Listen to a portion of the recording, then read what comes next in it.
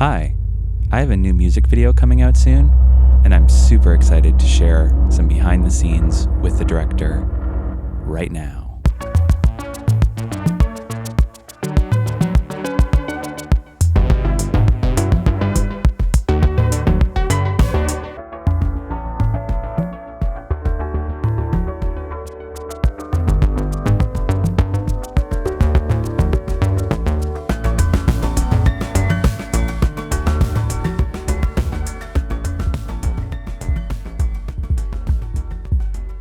This is Torin Langen. I'm the writer, director, editor, cinematographer, designer of the music video for Postmodern Machine entitled Decoy of Luminous Ink.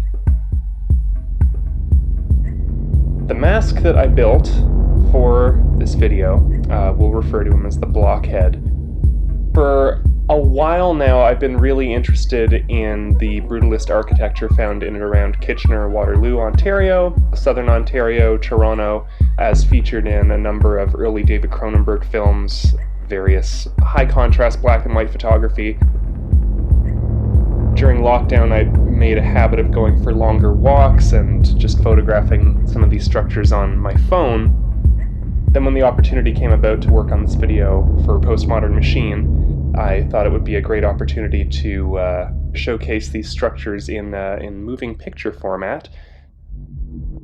I like to build creatures, I like to build little monster costumes and masks, and I thought it would be really interesting to have a little figure, a small man, who almost just looked like a wad of cement, sort of a broken piece of cement, sort of looking up at these giant monolithic structures and maybe having some sort of existential quandary, whether or not this is something that he's forced to aspire to.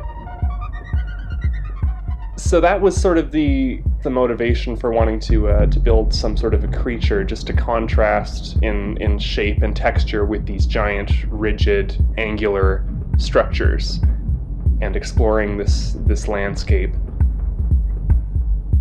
A lot of it was shot at the University of Waterloo here in town.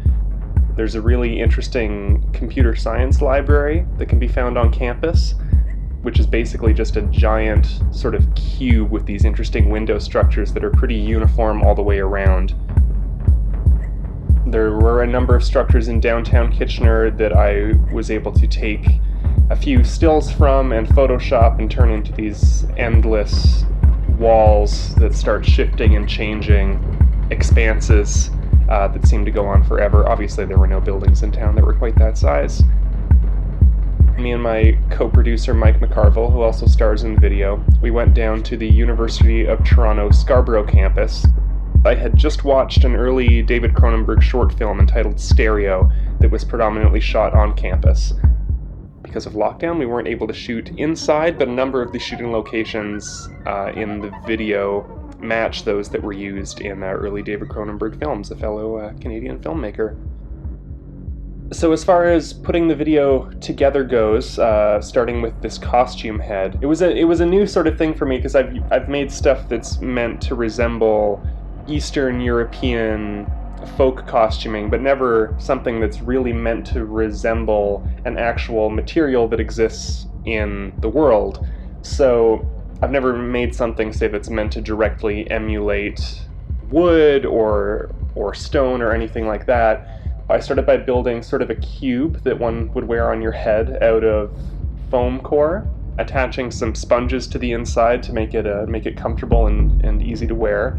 And then the outer structure was built up with a lot of spray foam that I then carved down, and that was covered with the material that you use for attaching tiles to your bathroom floor. So that was smeared all over. I did one preliminary paint job on it, and then we went down to some of the shooting locations at the University of Waterloo, photographed it up against these structures, and then I put those stills into black and white, because it was going to be a very high contrast music video, and if the colors of the actual cement and the costume head didn't match, I might be able to adjust the brightness and contrast so that the buildings would look good, but the head might be too dark, and you'd lose definition in and around the eyes and on the other features, so it was important that the color value of the actual cement and the costume head were as close as possible.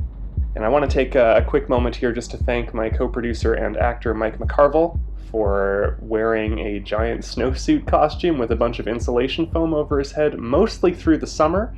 It got a little bit easier once we started shooting in the fall, but he was a real trooper and was indispensable in making this project happen. So thank you very much, Mike.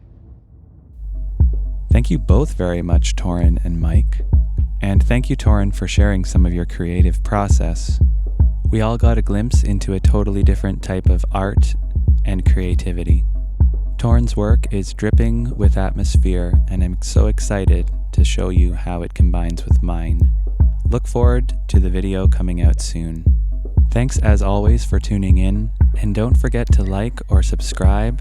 It really does help.